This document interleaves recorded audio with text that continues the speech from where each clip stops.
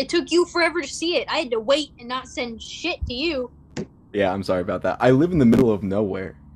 To go to it, I had to drive like 45 minutes. That's like the closest theater to me. It sucks. Speaking of Green Goblin, the fact that we got one of the greatest lines ever delivered again by that man made my day at the fucking theater. You know, I'm something of a scientist myself. Getting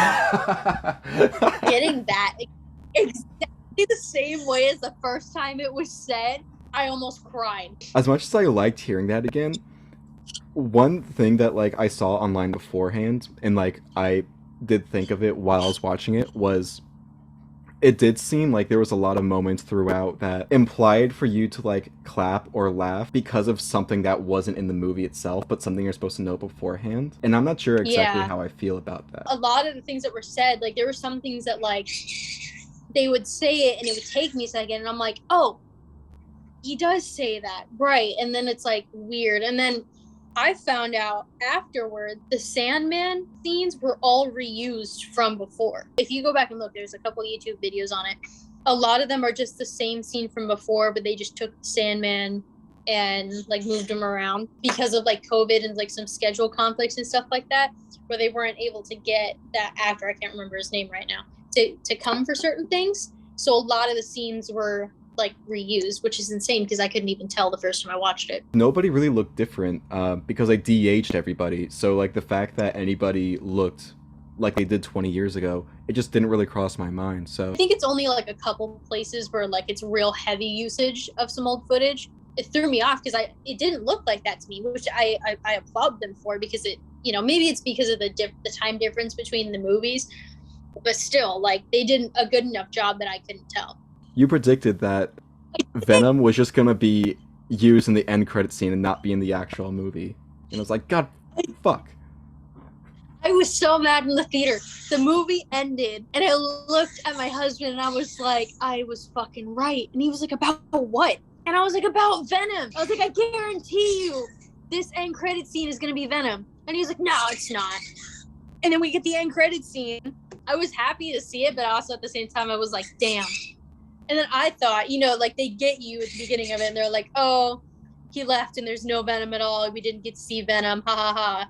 And now there actually is Venom in this universe, which is insane. Yeah, there's two Venoms. No, there's one Venom, but he's split in two universes. Apparently, they imply because Venom is like from space, he has knowledge of the multiverse and therefore has a collective mind with other symbiotic creatures of his species from those universes. Okay.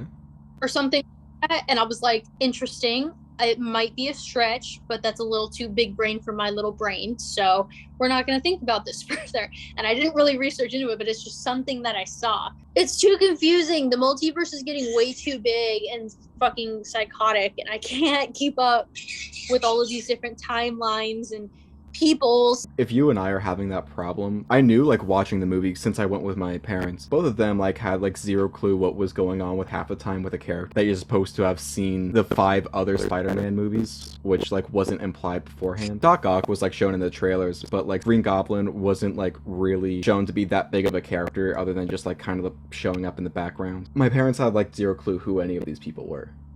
And it did like kind of like it did like establish them in movie like, okay, this guy has robotic arms that control his mind. That guy's crazy. This dude controls lightning. This dude's a lizard. But what you're supposed to be getting out of Spider-Man No Way Home with all the conclusion to these characters, you don't get that story unless you've seen all these movies, which you didn't know you're supposed to see before. I guess like they assumed that like going into that movie, everyone would have gone and rewatched all of the Spider-Mans. But for people who are like new to this or decided to just watch it without like rewatching any of those movies or seeing any of those movies in the first place, with like all the callbacks and everything that they do and how they get the resolutions for each of the villains, like you really needed to see even Andrew Garfield's Spider-Man.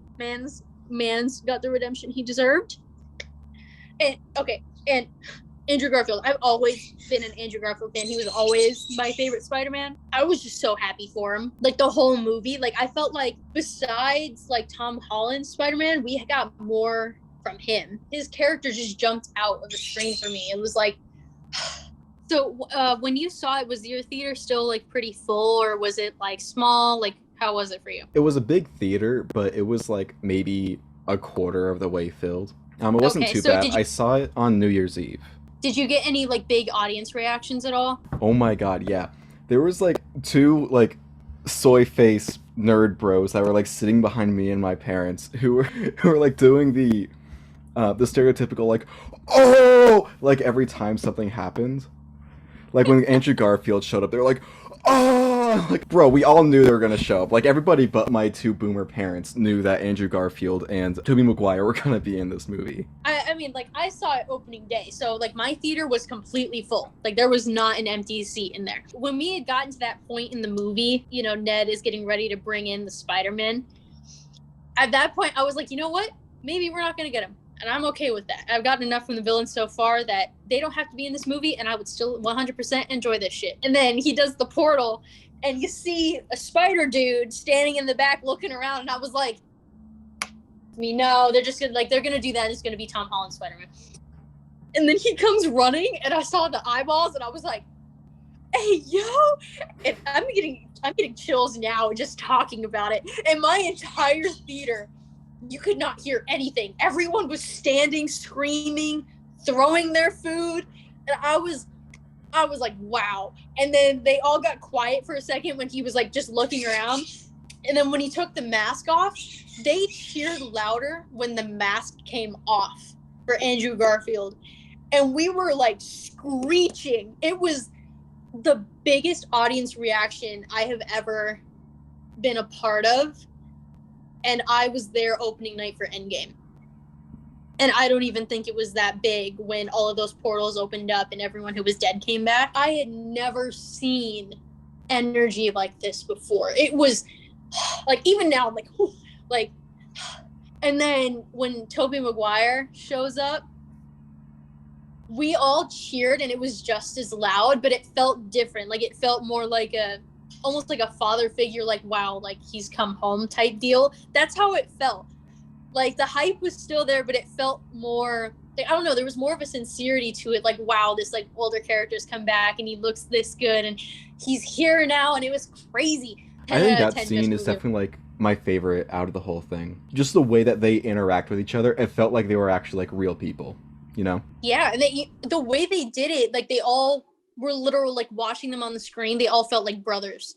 Like they were all part of the same family, which I enjoyed, because like getting to see them interact with each other and like form this bond, like especially Andrew Garfield's Spider-Man, with him like losing everybody and, you know, being lonely, because he, you know, he points that out, that like he doesn't really have time for like Peter Parker stuff. So he's a pretty lonely guy. And now all of a sudden he has these brothers that are exactly like him, except, you know, one of them can make webs inside of his body, and that's kind of gross. It was so heartwarming. Like I thoroughly enjoyed it. And we did get the iconic Spider-Man meme where, you know, the pointing thing. We got that several times, actually. It was really cool. Everything about the movie was just so enjoyable, and I loved it so much.